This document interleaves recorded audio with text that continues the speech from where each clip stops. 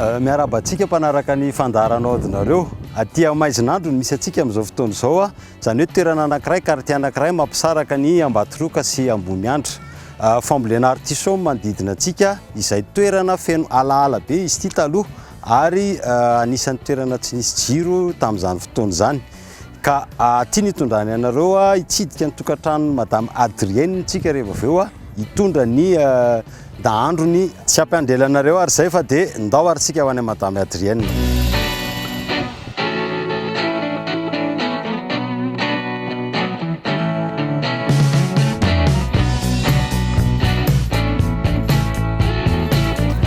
Tonga soa ty aminay chef Guy. Manao any Adrienne soka betsaka tratrasoanareo. Mahafinaritra. Mahafinaritra ny mahita ny potager be eto aminareo aty. Misy ny rehetrarehetra mody hoe Maizinandro fa mazava sakafo be aty aminareo. Ny olona ty zany mamboly daholo ny ankabeazany ankoatranay zany miompy. Céleri, artisau dia ny any ambadika any mbola misy chou-fleur, betterave, ohatr'izay miasa fiveloman'ny olona ty aminay. Tonga izay amin'ny fotoana fanomezana amin'ilay karakara sakafo. Andao ary dia faly mandray anareo mandroso to. Misaotra indrindra.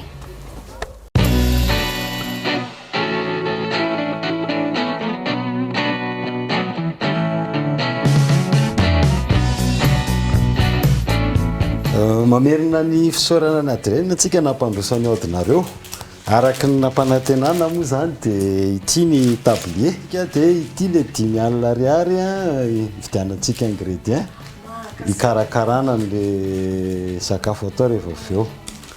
Dia makasitraka indrindra fa dia faly be mihitsy vita ny lakozia na tablier atsotsika tsara ny sakafo sefa. Dia ny ny fasiana antsy saika adiniko moa zany ity le nalainay tamin'iny dia averina ihany izy ity fa ohatran'ny tsy ny tena marina tia solony. Tia solony ity dia ity le vikely. Inona ary ny sakafo? Inona ny sakafo arositsika androany? Anao quiche zany tsika aloha ny entrée atsika. Dia quiche au jambon zany dia au fromage miaraka aminy mazava ho azy. Dia anao riz cantonné tsika eritreretra tonga dia anao sambosa koa zany tsika. Iny koa manko zany mba tena ohatran'ny manavaravana sady alohan'ny andehanantsika any amin'ny an-dakozia na sakafo mba tantarao nanahoana le fanatsarana nataon'ny ekipa tamin'ny lakozia. Le kipa dia tena mahafinaritra mihitsy kosa aloha tena afa-po le lakozia feno menaka be hitanareo iny tena tsy tao an-tsaiko mihitsy nanao an'ilay spinture à l'huile dia tena faly ohatran'ny misy miracle ataonareo fahazotoana zany tsisy ohatr'izany fa ndao anao lakozia amin'izay.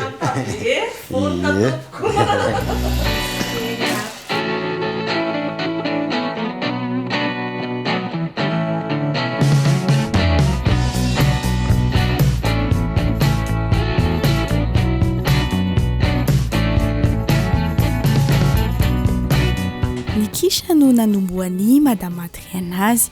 Manao anarany fomba hanamboarana ny paty. Lafarina nampiany levure chimique sy menaka ary rano matimaty no nafangarony azahoana paty toy ireny fanaovana tarte ireny. Sakafo tena mety tsara amin'izao fotoana vakansa izao no zarainy amintsika satria dia afaka atao goûter miaraka amin'ny ankizy ao an-trano ao. Nofisahany azo endrika boribory fisapisaka ilay paty. Nosora menaka kosa ny moule. Ary apetraka eo amboniny manaraka ny formany ilay paty teo. Esorina izay sisy mihoatra mba hitazonana ny endriny ary somary lavadavahana kely amin'ny fourchette mba tsy hibotsina rehefa andrahoina. Ny fangaro atao anatiny kosa dia nataony yaourt nature kapohana niaraka tamin'ny atody. Tao ihany koa ny poireau ny tetehany madinika, ny ampiarahana tamin'ny tongolo gasy, sakamalao no rapena madinika ihany koa. Asiany sira, menaka. Atao tena kely ilay menaka satria efa matsiro be sy matavitavy avokoa ny fangaro rehetra miaraka aminy. vita izay dia nendasina ireo rehetra ireo. Tsara ho fantatra kely momba ny poireau. Izy dia mahasalama ny maso, mahasalama ny sela ary manampy amin'ny constipation sady mety ho an'ny olona tsy ampy-rà. Tsy nataony meny be izy teo fa somary mbola mantamanta iny dia arotsaka avy hatrany ao anatin'ilay paty efa vita teo, aparitaka tsara mba ahazo avokoa ny faritra rehetra. Mbola ho atao anatin'ilay kisy ihany koa ny jambon, notetehany manify lavalava ary arotsaka manaraka eo ambonin'ilay poireau ihany koa. Manaraka azy eo ny fromage râpé, farany araraka eo ambonin'izay rehetra izay ilay yaourt sy atody teo. Mbola tsy afa-po madame Adrienne dia mbola nampiany fromage râpé indray teo amin'ny farany ambony amin'izay gourmand tsara. Masahana ao anaty lafaoro mandritry ny 40 minitra amin'ny hafanana 100 degré.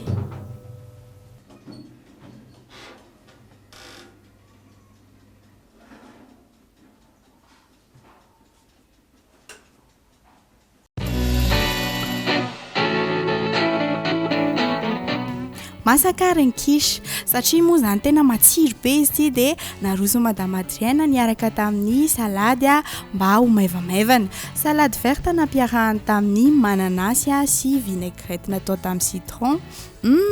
Mafilotra tsara.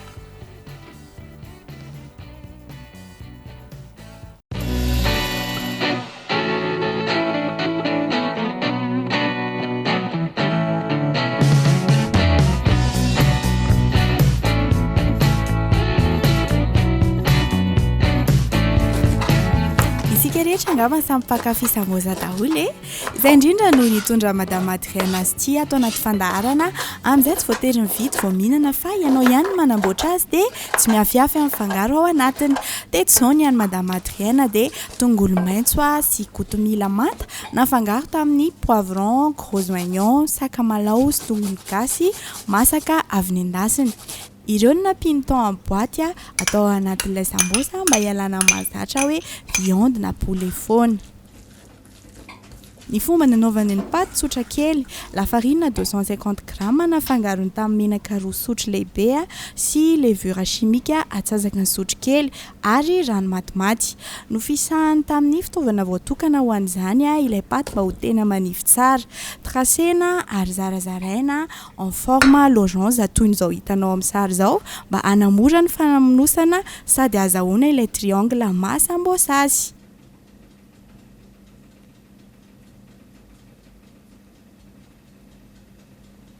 Raisina ny zorony ambany dia aforotra miakatra azo ny sisiny. Atao indroa dia mahazo ohatran'ny cornet misy capuche. Atsofoka ao anatiny ny fangaro rehetra voalaza teo aloha dia aforotra midina manakantona azy ilay ohatran'ny capuche teo. Tsy nampiasa colle izy satria mbola frais tsara ny paty dia miraikitra. Izay ny fomba namonosany azy. Mazava ho azy endasina sisa dia vonona ny sambosa.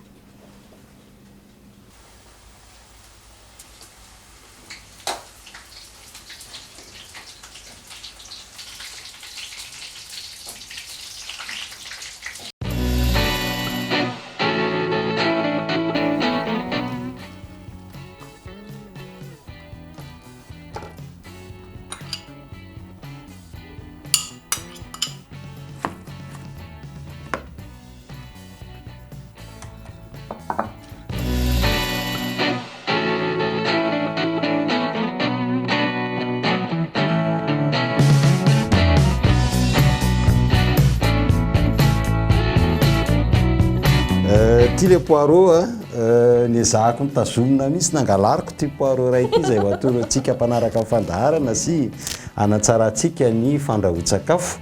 Rehefa manasa poireau zany dia somary asiana croix eto amin'ity faran'le manomboka eto amin'le blanc eto.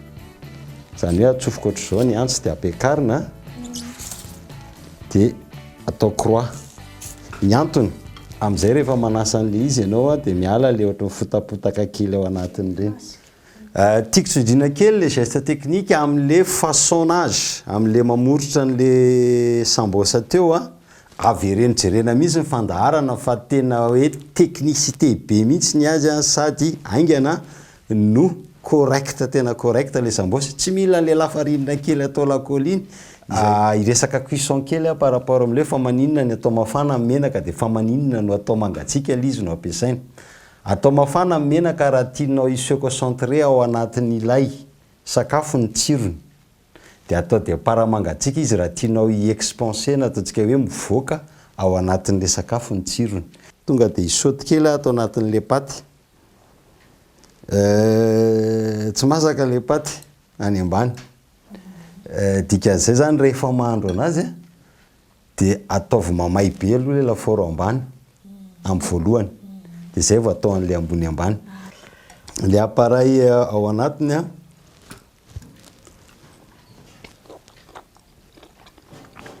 tsiron-javatra zany yaourt atody charcuterie poireau miaraka amin'ny assaisonnement miaraka amin'le salade misy fruit kely eo amboniny mananasy makasitraka tanteraka mihitsy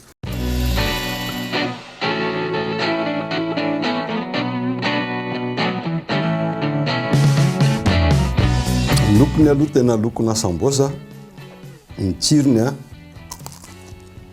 mikalepoka tsara le paty miavaka ty sambosa ty satria d'habitude tsika raha mihinana sambosa miandry tsirona épice zay foana fa ity zany tena le tsiro nature végétal zay no nisafidiny zay ny avy aty amiko fa de meko ny Adrienne ny fitenenana raha misy tianao tenenana alohan'ny amaranantsika fandaharana voalohany indrindra aloha de saotra betsaka anareo zany tonga taty hatraminay taty tsy tonga fotsiny nareo fa nampianatra zavatra be dehibe de tena faly izy fa betsaka ny zavatra azoko androany ny trano voaloko ny lakozia tsara tarehy be makasitraka indrindra makasitraka chef fa tena faly makasitraka ny Adrienne izay napetrarana anay tety Ambatoroka tety makasitraka atsika mpanaraka amin'ny fandaharana ary dia manasa nareo zany izahay anaraka tsy tapaka ny fandaharana aodinareo de manao ny kopatanana ho atsika rehetra matsiro tena matsiro le yaourt nature natao appareil tena hafa miavaka